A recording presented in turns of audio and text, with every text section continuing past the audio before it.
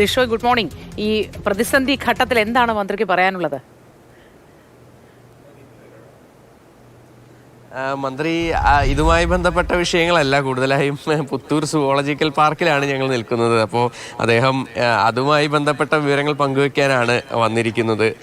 മാത്രമല്ല മറ്റ് രാഷ്ട്രീയ വിഷയങ്ങളിലേക്ക് ഇപ്പോൾ കടക്കുന്നില്ല എന്നാണ് നേരത്തെ പറഞ്ഞത്. ഇപ്പോഴത്തെ ഒരു രാഷ്ട്രീയ സാഹചര്യത്തിൻ്റെ ഒരു ചർച്ചകളൊക്കെ ഇന്നലെ ഒരുപാട് നടന്നു. അപ്പോൾ ആ ഒരു വിഷയത്തിൽ എന്തെങ്കിലും ഇല്ല, അതാണ് ആ ഒരു വിഷയത്തിലൊന്നും പ്രതികരിക്കാനില്ല. അതൊക്കെ പാർട്ടി സെക്രട്ടറി നേരിട്ട് പറഞ്ഞിട്ടുണ്ടല്ലോ എന്നുള്ള കാര്യമാണ് പറയുന്നത്. ഞാനിപ്പോൾ നിൽക്കുന്നത് ഈ ഏഷ്യയിലെ തന്നെ ഏറ്റവും പ്രധാനപ്പെട്ട, അല്ലെങ്കിൽ നമ്മുടെ ഏറ്റവും വലിയ ഒരു സുവോളജിക്കൽ പാർക്ക് എന്നുള്ള രീതിക്ക് കേരളത്തിന് മുന്നോട്ട് വയ്ക്കാനുള്ള പുത്തൂർ സുവോളജിക്കൽ പാർക്കിലാണ്. ഇവിടെ ഇന്നിപ്പോൾ മുഖ്യമന്ത്രി എത്തുന്നുണ്ട്. മുഖ്യമന്ത്രി എത്തി ഈ സുവോളജിക്കൽ പാർക്ക് നാടിന് സമർപ്പിക്കുകയാണ്.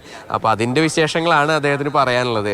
ഇപ്പം നമ്മുടെ ഒരു വലിയ സ്വപ്നം യാഥാർത്ഥ്യമാവുകയാണ്. തീർച്ചയായിട്ടും ദീർഘമായ ഒരു കാലത്തെ സ്വപ്നം കേരളത്തിൻ്റെ തന്നെ അഭിമാനമായ വിധത്തിൽ പുത്തൂർ സുവോളജിക്കൽ പാർക്കിൽ പൂർത്തിയാക്കുകയാണ്.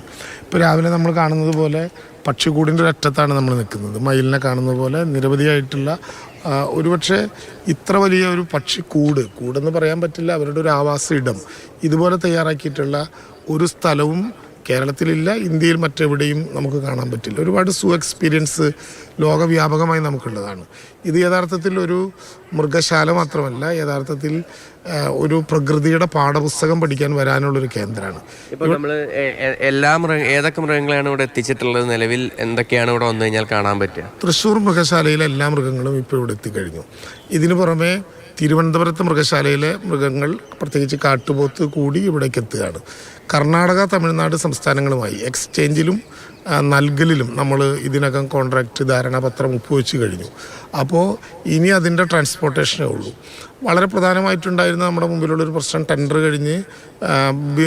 ടെൻഡർ ഓപ്പൺ ചെയ്യാൻ നമ്മുടെ മുമ്പിലുണ്ടായിരുന്നൊരു പ്രശ്നം, വിദേശത്ത് നിന്ന് വരുന്ന മൃഗങ്ങളുടെ പണം, അതായത് ഇങ്ങോട്ട് കൊണ്ടുവരാനുള്ള യാത്രാ ചെലവൊക്കെ ഉൾപ്പെടെ കോടിക്കണക്കിന് രൂപ നമുക്ക് വേണ്ടി വരും. അതിപ്പോൾ ഔപചാരികമായി ധനകാര്യ വകുപ്പ് മന്ത്രി അപ്രൂവൽ നൽകി കഴിഞ്ഞു. അതുകൊണ്ട് അനാക്കോണ്ട, ജിറാഫ്, എലൻഡ, സീബ്ര, വിവിധ തരത്തിലുള്ള പക്ഷികൾ, ഇതൊക്കെ നമ്മളിപ്പോൾ ടെൻഡർ ക്ഷണിച്ചവരുമായിട്ടുള്ള ധാരണാപത്രം ഒപ്പിടുകയാണ്. അപ്പോൾ അതൊക്കെ കൂടി വരാനുള്ള ഒരു ചെറിയ കാലയളവ് കൂടി എടുക്കും. എന്തായാലും ഇതിപ്പോൾ ഔപചാരികമായിട്ട് ഉദ്ഘാടനം ചെയ്യുമെങ്കിലും ഇവരുടെ എല്ലാ നിർദ്ദേശപ്രകാരം 2 മാസക്കാലത്തെ ഒരു ക്യൂറിംഗ് പീരീഡ്, ഒരു റണ്ണിങ് പീരീഡ് ആവശ്യമായിട്ട് വരും. അപ്പോൾ നമുക്ക് ആളുകളെ നിശ്ചയിച്ചതനുസരിച്ച് അതോറിറ്റി ഫോറസ്റ്റ് ഉദ്യോഗസ്ഥന്മാരുടെ സാന്നിധ്യത്തിൽ മാത്രം കൊണ്ടുപോയി അകലെ നിന്ന് കാണിക്കാൻ പറ്റും. ജനുവരി മാസം. ശരി, വളരെ നന്ദി ലിഷോയ്. മന്ത്രി കെ രാജനാണ് തത്സമയം പ്രേക്ഷകരുമായി വിവരങ്ങൾ പങ്കുവച്ചത്. പുത്തൂർ സുവോളജിക്കൽ പാർക്കുമായി ബന്ധപ്പെട്ട വിവരങ്ങളാണ് പങ്കുവച്ചത്.